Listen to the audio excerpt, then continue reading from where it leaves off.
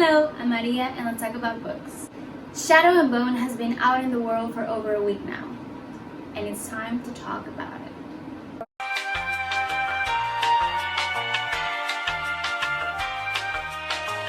I made a reaction video on the first episode, but unfortunately it's in copyright hell. Netflix blocked it because of copyright and it's under review at the moment, so hopefully they will release it and I'll get the chance to share with you because I loved recording it and I loved editing it and I am so proud of it and I hope you guys get to see it.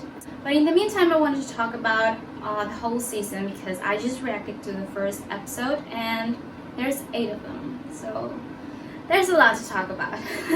Because I have so many things to say, let's get started. Let's begin with the characters. And who better to start this section than our main girl, Elena. I knew the casting was going to be good the moment she was announced as Elena. She looked exactly as I would have pictured Elena. Not only is her appearance like hers, the way that she smiles and that way she seems to speak naturally really fit the idea that I had of Elena reading the books. I gotta be honest, I wasn't a big fan of Elena when I read the books. She kind of annoyed me. I love my female characters powerful. And it doesn't have to be in a magical way. It can be just in the character, in the characteristic that they have, in the way that they behave, and so on. And I just didn't like the fact that Elena was holding off using her powers. I do believe the show made a better job at describing why Elena was holding off than the books. Listen, we know Elena is not using her powers and not fitting into her new life in the little palace because she's thinking of Mal and the what ifs and the what could have been. And it's normal, it's okay. I haven't read the books in a couple of years, so I might be wrong. But I do remember that she was just constantly telling us how much Mal meant to her. But in the show, we get to see just how much he actually means to her. We get to see how they are everything the other has. How they would do anything to be together no matter what. They're 2 orphans who have found a family in each other, and that's a really good reason why she's holding off and being scared and being weird about all of this happening to her. I loved how much Jessie loved Elena because you can see in her performance that Elena is very special to her and that she really cares about portraying her in the right way. Plus, she's very talented. Like every single time, like every single emotion that Elena goes through, she performed it flawlessly. She was so incredible and I loved her Elena. Let's move on to the character that I never thought in 1,000 years that I would love. And that is Malian Aretsov. I hated him. I couldn't stand Book Mal. Like every time he opened his mouth, I was like, shut the fuck up. I guess I didn't like him because he took for granted what Elena was to him. I don't know, his feelings towards Elena were always a little blurry to him and I didn't like that. Plus, he was always jealous of her and in the show, Mal is completely in love with Elena since the first moment that we see him, and it's clear that they are in love. And I really like the fact that he would do anything for her. Like, I know Book Mal would have done the same thing. Like, he went through a lot of things to get to Elena, but in the show we are actually shown what he had to go through to get to Elena, and we see that from the moment that she's taken to the little palace, he is fighting. My boy was fighting for his life, trying to get to her, and that was beautiful. Plus, let's be honest, Archie is very hot and he embodied Mal in a very wonderful way. There's this part on the books and also in the show where he is apologizing to Elena about not seeing her before, and I love the fact that they added that scene and that line. I just was very relieved to see that it does not that much sense in the show, because in the books Mal took for granted his relationship and his friendship with Elena, and when she went away is when he realized just how much he needed her. And that's why he apologizes for not seeing her before. And the show is not always like that because he's constantly with her and he's constantly looking for her. I never imagined I would become a Melina stan, like how the tables have turned. Well, well, well. How the turntables. Now I'm a Mal stan. Now about our wonderful villain. I want to make a disclaimer. I do not ship Darkling. I am not going to get also into any ship fights because I don't want to. So let's just talk about the Darkling. When I first read about the Darkling, I was in love because I love villains. They are what make books good. Let's not kid ourselves. Villains are what make a book amazing, great, unforgettable. And Darkling was a good villain. He had the power, he had the motives, he had everything to be an amazing villain. I do not believe he's an amazing, outstanding villain. I just think that he was good at being bad.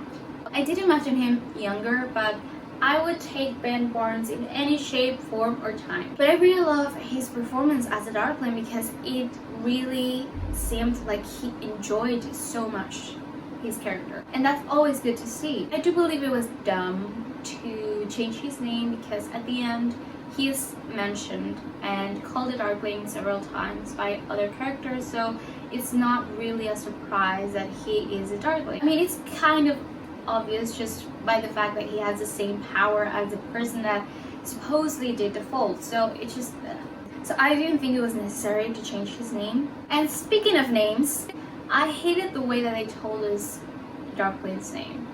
Why? His name is really important to the plot and to his relationship with Elena. It's pretty obvious in the books that not only his name means a lot to him, very few people know his name. And the fact that he gave it to Elena means something and creates something between them. So the fact that he just gave it away like that, like no, it had to mean something. Overall, I think Ben Barnes' performance was amazing. He really took the time to analyze the Darkling. He took into account his past and his present and his plans for the future, and he performed in accordance to that. So let's talk about the elephant in the room. Miss Soya Nasalevsky. I didn't like Soya in the first book. I didn't like her, but I didn't hate her. And I hate Soya so much. There was no point in making her racist. Don't get me started on Soya's relationship with the Darkling. He met her when she was 9, for Saint's sake. How? Why? No. I started liking Soya because I could see just why she behaved the way that she did. Everything that she had was a little palace, and her relationship with the Darkling as a mentor really meant a lot to her. She wanted to be his one and only, but not in that way. So it was clear that she was gonna get jealous of Elena pretty soon. That was expected. But they didn't have enough with making her a racist. They also had to make her the Darkling's mistress. Her arc throughout not only Shadow and Bone, but King of Scars is amazing. Such a strong woman. There was no reason to ruin her character like that. So I didn't like Soya, which is a disappointment because she's one of my favorite characters in the Grishaverse. I honestly don't see how they can make this better because they made her a goddamn racist. Like, they could have fixed easily the mistress thing because she was groomed, clearly groomed by the Darkling, so that's not on her. But the racism, as a viewer, you have enough trying to understand the Grisha and how they work and what's the little palace and the Darkling and all the characters that appear and the crows and the different countries that are surrounding Ravka. There was no need to make them racist. As the casting came out, I was not really aware of Jennie's actress, but oh my god, she did an amazing job. We could see the part that she was hiding from Elena to fit into her role as her friend and how eventually she became her friend. But we also can see the parts of her that are hesitant because everything that she's been through and that we know that she's been through. So I really enjoyed watching her as Jennie. I was very surprised and I am thrilled to see more of her because we know she's gonna get a bigger role in the next parts if we get them, hopefully. And the little crumbs that we get from David, he's so sweet. Every time I read about him, I was like, I imagined him differently, but I loved it. He was so awkward, and whenever he was with Jennie, he was just like a little soldier, like so straight. And it was pretty obvious that they liked each other, and I really like that. I really like the way that they started to introduce us to Jennie and David. Let's move to the crows, shall we? I started reading the Grishaverse because of the crows, because of Casbreaker. So they were who I was most excited and nervous to see. And I was not disappointed at all. I mean, there are some things that I would have done differently, but overall, I was not disappointed. Casbreaker, my baby, my man, he was perfect. Freddie made an amazing job at portraying Casbreaker. Not only his stance, like the way he held himself, the way he reacted to things, the way you could see his brain working, everything was amazing. I love the cane. Oh my god, I want one. Like for my grandma, she would be unstoppable. Their outfits were so on point. It was so disturbing to see because that's exactly how I picture Cass to dress and to behave and to act, you know, and I was not disappointed at all. I do believe that he lacked a little of Cass' ruthlessness, but that's not Freddie's fault, that's actually the writer's fault. I want to believe that they portrayed him like this because it's the first season and we are not yet into the Six of Crows plot. But the Casbreaker we meet in Six of Crows behaves like that because of the past that he's been through, because of how he had to fight his way into Ketterdam. He was smart. He was very smart. I'll give him that. But he was not as ruthless and as violent as he is. One of the first times that we see Casbreaker in the books is him literally beating up someone with his cane. I mean, we do get to see him fight and be smart and everything, but we lacked a little bit of what Casbreaker is to the core. So I hope we get at least another 2 seasons so we can see the real Casbreaker. Inesh was perfect. Oh my god. Amita did such a great job. I wanted to cry when she appeared. She did such a great job at being Inesh. Not only she looks so much like the Inesh I had pictured in my mind, but the way that she talked, the way that she interacted with the rest of the crows was so perfect. It was so amazing. Like, I cannot believe she was so amazing. I really enjoyed the little bits of Inesh that we get to see in the show. How we're shown the relationship that Inesh and Cass have. I was really surprised of how easily they gave us a background. It was not an info dump. The information is given to us in bits and pieces, spread into the story, and it really fits the things that are happening in the moment. Let's talk about Jasper, shall we? Kit is Jasper. I think out of all of the characters that he is the one that got himself really into character because he was such an amazing Jasper. I did imagine him differently, but I was very surprised and happy to see how well he fit the character, and I can totally see why they casted him. I didn't see the need to show his sexuality in the way that they did. We cannot argue that there is a certain stereotype that bisexuals are constantly sleeping around. I don't think there's something wrong with that bisexual character actually sleeping around. I just don't like that he is the only one that had any sexual activity. That's the way that they decided to show his sexuality. Like, why? Like, I really love the way Lee Bardugo did it in the books, like just a simple, not only girls. He's not only into girls, and that's it. I'm not against bisexual characters sleeping around, I just didn't like the fact that he is the only one that gets this exposure. Despite the fact that Nina casting wasn't perfect, I was so happy with Danielle's performance. She embodied Nina Zenik in such a beautiful way. I was laughing and so happy every time she was on the screen.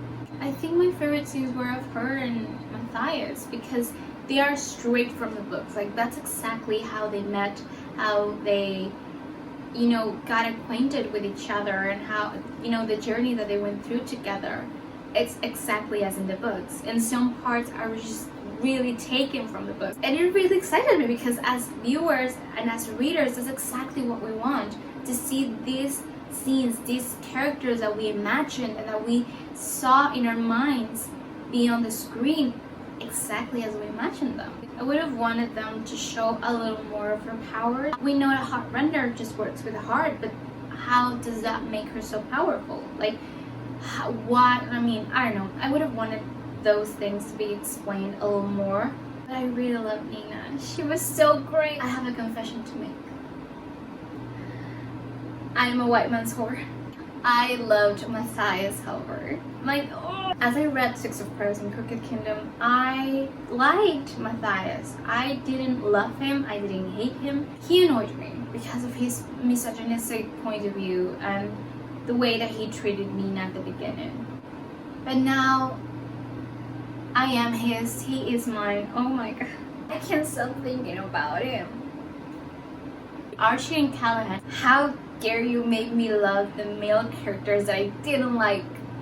In a more serious note, I really like the way Callahan portrayed Mathias. From the first scenes that we see him with Nina, he is already curious about what makes Grisha Grisha and why is that so bad. He's trying to make sense of the things that he's been told, and I think that's progress on his character already. When they were eating waffles, for a second I forgot what was to come. I think it's time for us to make a petition to change chapter 40 of Crooked Kingdom. I won't survive that. And the accent? I do like you. When I was reading the books, you know that he's Fjordan and that he might have an accent. I think his accent is mentioned a few times too. But hearing it, and I really wanted to see more of them, but it makes sense. Let's talk about the plot. I was so curious to see how they were gonna join the two worlds together. When we meet the crows in the books, we are several years after the ending of Shadow and Bone, and I gotta admit that they created a good plotline to join the two. We get to see how the crows work together. We know that they are constantly doing jobs like this for a lot of money. Despite the fact that they failed at this job, I really like the way that they made them work together. I was most curious to see how Inesh was gonna react to seeing Elena. How important religion is to Inesh, and how she even named one of her daggers after Elena. And I was not disappointed. It was hilarious to see the answer to the constant discourse that is on Twitter about who would win in a fight, Casbreaker or the Darkling. But to be honest, I don't even know who won. I guess the answer is Inesh. Let's talk about the start of the show, Milo. I don't even know why they needed the goat. Like, what was the point of the goat? My theory is that the asshole that betrayed them wanted them to be occupied with, getting stuff that they didn't need, like the Jorda and the goat, so they wouldn't see him talking to that other general that was trying to get Elena killed. But I'm happy. I'm glad that he is in our lives. I wasn't that mad about the costumes. Like, the kaftas look good. I also like the First Army costumes.